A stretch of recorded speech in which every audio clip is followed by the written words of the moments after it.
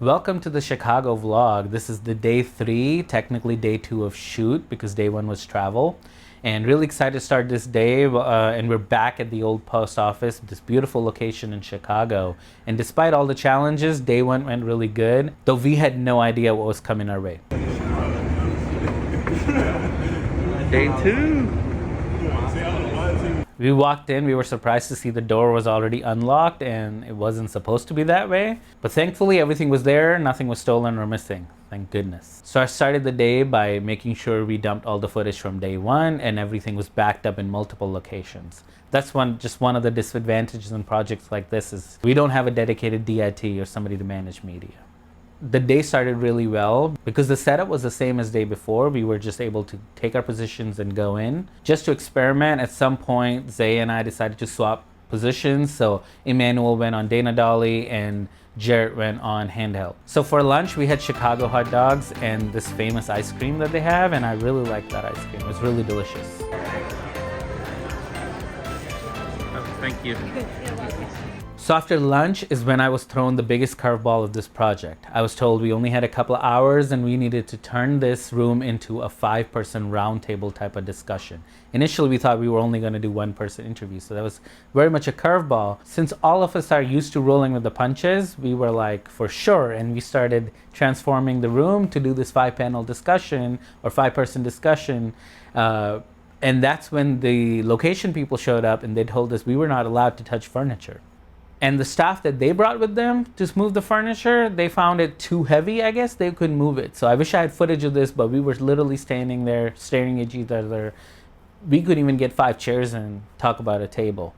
While this was happening, another person from the location showed up and they told us we were not going to be able to bring our van back in at the loading dock to load it because they wanted some special insurance that I guess they didn't have or did have, and it just wasn't the right limit. I'm not sure what exactly they were looking for, but the numbers seemed very high. I've been doing this for 15 years. I've never had anything like that happen. Generally, give them your production insurance. Things work great. But like I said, I wasn't the producer on this. So we were like, okay, that's new and strange, but we'll deal with it. So by the time we got all the furniture situation figured out, because we were at a conference, all these people were extremely busy. They had a limited time window to record this. So they were pushing the client was pushing the director Zay, and who was pushing me. They were like, we gotta roll. Because we only had 15 minutes left, we decided to just reuse the key light that we had built, the 8x, and we basically moved that in, and then on the other side we brought in a 600X with a lantern, just to give it some more fill for the people on the left side, and it kind of, for being set up in 15 minutes, it looks great.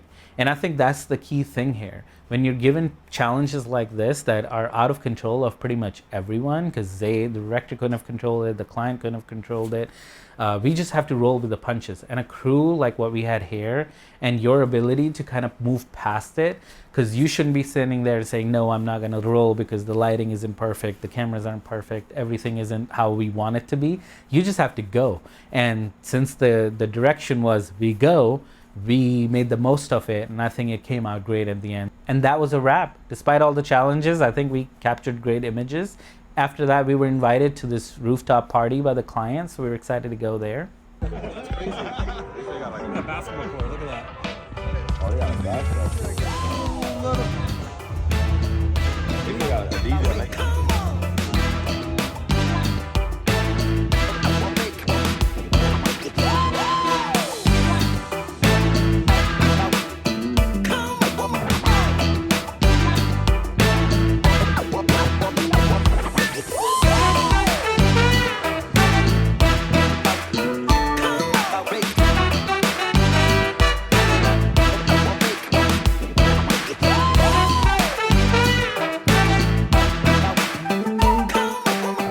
We decided to head back to the Airbnb and get a real deep dish pizza this time.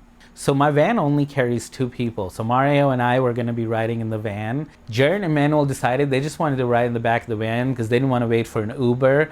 And since it was mostly empty anyway, as most of our equipment was in the room we were filming in.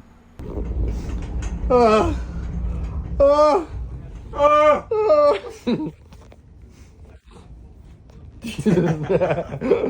my god. Zay and Tay decided to stay at the party, so we all went in and got a real Giordano's deep dish pizza. And OMG, this was really good and very delicious. Looks at least thicker. Yeah, that might be the real one right there. You gotta take a picture. Bro, holy cow, this feels like...